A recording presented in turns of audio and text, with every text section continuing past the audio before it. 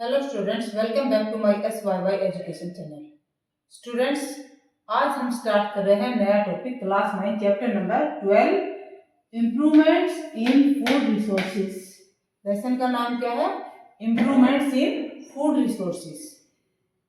तो इससे पहले कि इस टॉपिक पर हम आगे बढ़े, इसको डिस्कस करें, आप सभी मेरे चैनल को सब्सक्राइब कर लीजिए और बेल आइकन को ऑन कर लीजिए ताकि नए वीडियो का नोटिफिकेशन आपको तुरंत मिल जाए और कोई भी वीडियो आपका मिस न हो। तो चलो शुरू करते हैं हम आज का topic improvements in food resources.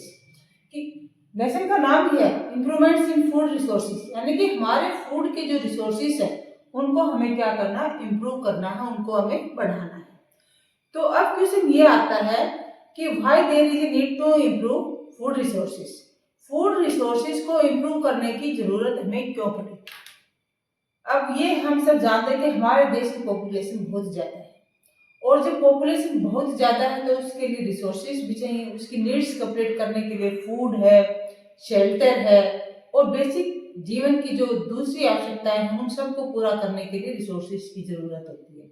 सबसे पहला तो आदमी का भोजन ही है और उसका शेल्टर है। तो अब पॉपुलेशन बहुत ज्यादा हुई तो ह्यूमन बींग्स ने क्या किया, यानी कि हमारी जो पॉपुलेशन है क्या क्या उसने अपनी आवश्यकताओं को पूरा करने के लिए जो हमारे नेचुरल रिसोर्सेज थे उनका जरूरत से ज्यादा यूज किया। और जब किसी भी चीज का हम एक्सप्लॉयटेशन करते हैं, यानी कि एक्सप्लॉयटेशन में किसी का जरूरत से ज्यादा यूज करना, तो उसके रिजल्ट्स जो होते हैं वो बहुत ही भयानक होते हैं, खतरनाक होते हैं, जो आज हमारे सामने एनवायरमेंट पोल्यूशन के रूप में आ रहे हैं, ग्लोबल वार्मिंग के रूप में आ रहे हैं। अब हम अपने फूड रिसोर्सेज को जब इम्प्रूव किया और इन्वायरमेंट पे ध्यान नहीं दिया तो हमारे सामने समस्या आ गई, environment pollution, air pollution, water pollution, soil erosion. अब natural resources soil, air and water को मेंटेन रखने के लिए अब ऐसी टेक्निक्स का यूज किया गया जिससे कि हमारे जो फूड के रिसोर्सेज है वो भी इम्प्रूव हो और हमारे इन्वायरमेंट का भी नुकसान न हो, हमारे नेचुरल रिसोर्सेज भी मेंटेन रहे। तो इसमें आया sustainable agriculture and organic farming.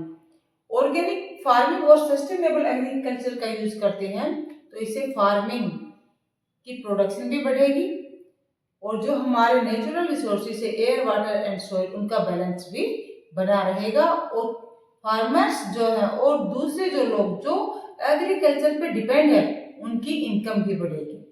अब ये सस्टेनेबल एग्रीकल्चर क्या है? Sustainable agriculture means adoption of various farming and production management techniques to increase farming yield, agriculture yield।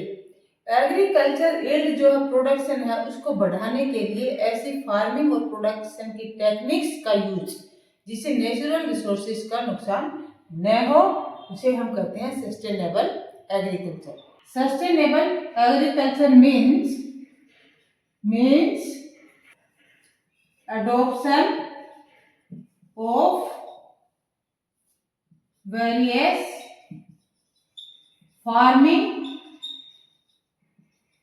and production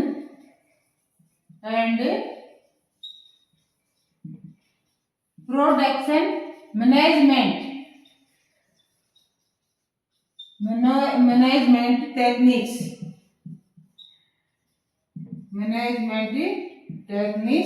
techniques to increase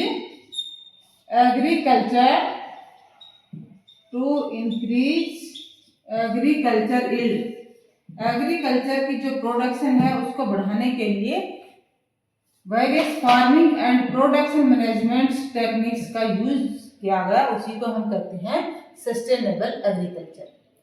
अब ये जो टेक्निक्स है किस में हेल्प करती हैं? इट हेल्प्स इन किसमें हेल्प करती है? नंबर 1, जो हमारे नेचुरल रिसोर्सेज है उनको कंजर्व करने में, मेंटेन करने में हेल्पफुल है sustainable agriculture. Number 2, maintaining environmental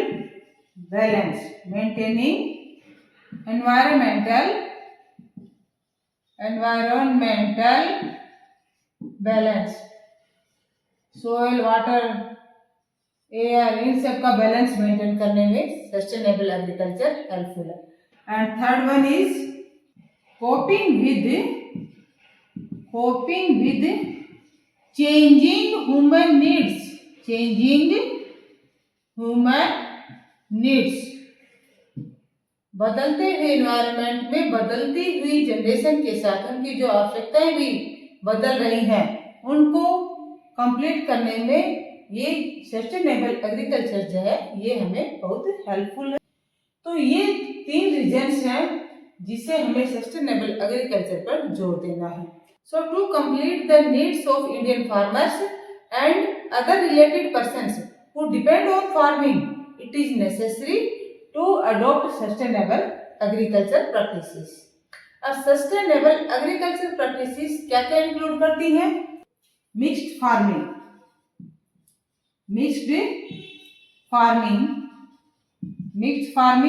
number 2 crop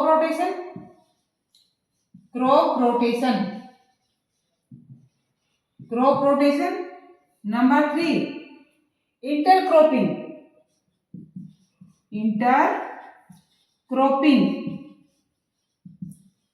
and number 4 integrated agriculture और इंटीग्रेटेड फार्मिंग भी कह सकते हैं। इंटीग्रेटेड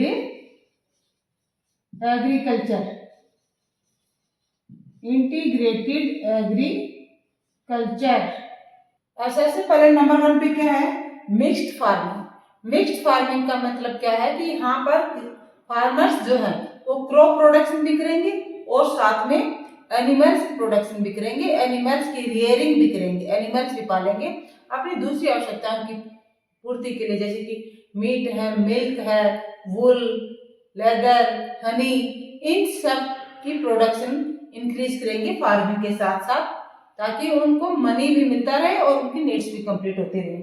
सेकंड है क्रॉप रोटेशन का क्या मतलब है कि एक क्रॉप के बाद सेम उसी टाइप की क्रॉप ग्रो नहीं करनी है खेत में, हमें दूसरी क्रॉप ग्रो करनी है। ऐसा किस लिए किया जाता है? ताकि सोइल जो है उसकी फर्टिलिटी मेंटेन रहे। थर्ड है इंटरक्रॉपिंग। अब इंटरक्रॉपिंग क्या है? इंटरक्रॉपिंग मीन्स कि आपको एक खेत में एक ही प्रकार की फसल नहीं उगानी है, आपको अलग अलग फसल उगानी है। उसमें एक ही खेत में आपने कुछ में पल्सेस उगा दिया, कुछ में आपने वीट उगा दिया, कुछ आपने तिलहन उगा दिए, ऑयल देने वाले प्लांट्स जो क्रॉप है वो, तो उसे कहेंगे इंटरक्रॉपिंग। जिससे जो अब इसको क्यों उगाया जाता है? एक तो वही है सोइल की फर्टिलिटी मेंटेन रहेगी, दूसरा जो प्लांट्स है उनमें डिजीज नहीं आए। इंटीग्रेटेड एग्रीकल्चर मीन्स फार्मिंग के साथ साथ फार्मर दूसरी कल्चर भी डेवलप करते हैं, जैसे एपीकल्चर है, पीसी कल्चर है, पोल्ट्री फार्म हाउस बनाए जाते हैं। तो ये जो दूसरी कल्चर्स फार्मिंग के साथ जो डेवलप होती है उसे कहते हैं इंटीग्रेटेड एग्रीकल्चर। इससे प्रोडक्शन भी अच्छी होती है, फूड के रिसोर्सेज बढ़ते हैं, और जब ज्यादा प्रोडक्शन होती है तो फार्मर्स के पास मनी आता है, मनी यानी पैसा आता है तो जो दूसरी बेसिक आवश्यकता है वो सब भी पूरी हो जाती है। और जो हमारा एनवायरनमेंट है, एयर, सॉइल एंड वाटर है, उसका भी मेंटेनेंस बना रहता है। ज्यादा फर्टिलाइजर्स एंड पेस्टिसाइड्स की यूज नहीं करना पड़ता जब इस प्रकार की टेक्निक का यूज किया जाता है। Advantages of sustainable agriculture. Number 1 achieves the integration of a natural biological cycles and control। जो नेचुरल बायोलॉजिकल साइकिल्स हैं फार्म्स की उनको अचीव करता है और कंट्रोल भी करता है। नेक्स्ट है protects and renews soil fertility and natural resources.